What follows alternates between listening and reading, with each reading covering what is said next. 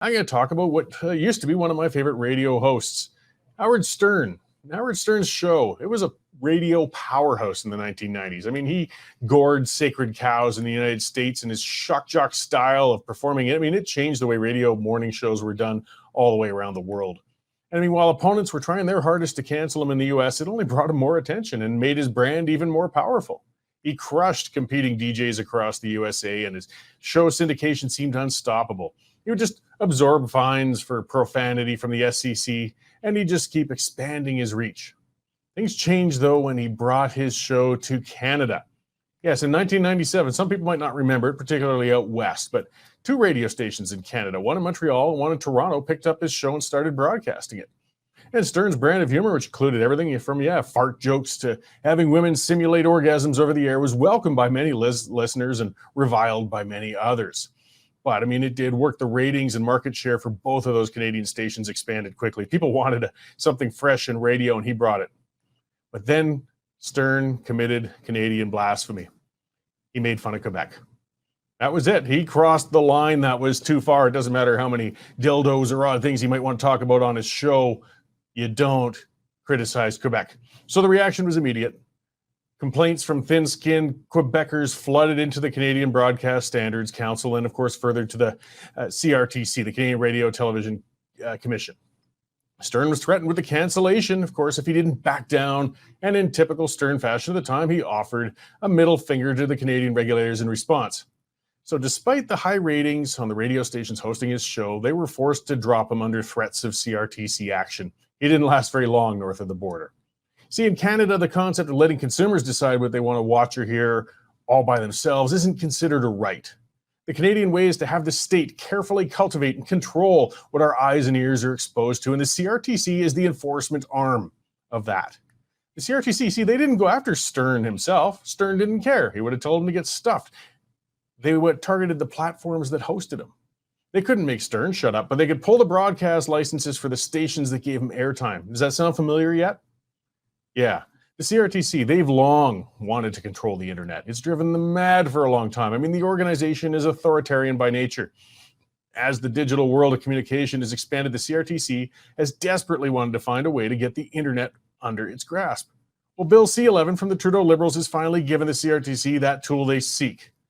Now, the CRTC is a dinosaur of an institution, but it did learn some things. It learned from past experiences.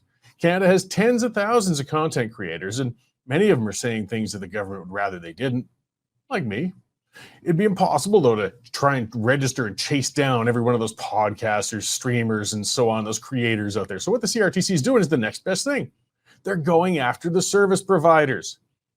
You see, podcast audiences for the individuals can range anywhere from a few dozen listeners and viewers to millions of people.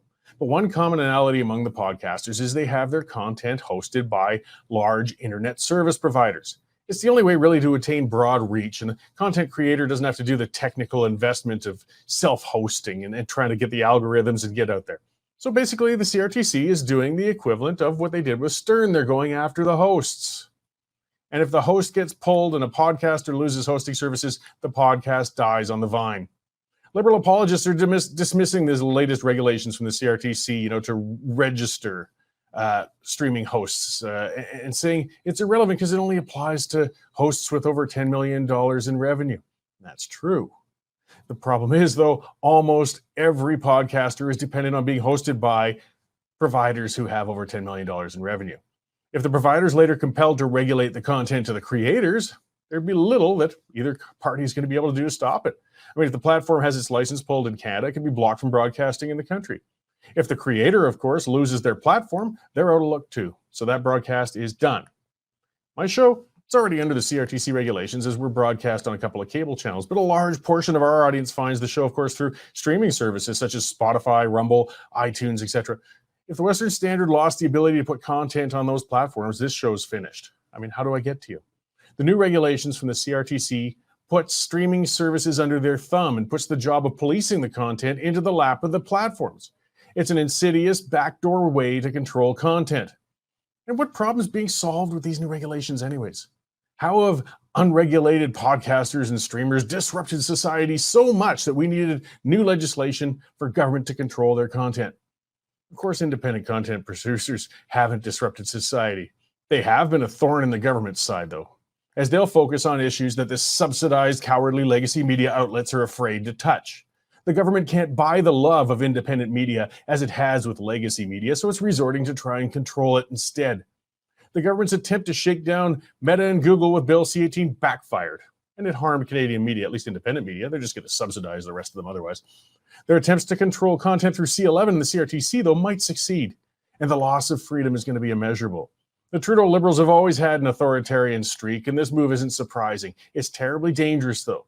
These kind of controls can be difficult to remove even when governments change. The next one coming in might kind of like having that control over what people can say or can't say when they get in there. We can't let this sort of thing entrench itself. The earlier we fight this, the better. Canadians need to stand up to this creeping control of their ability to communicate while they still can, because, of course, the harder it gets to communicate, the harder it gets to organize against it.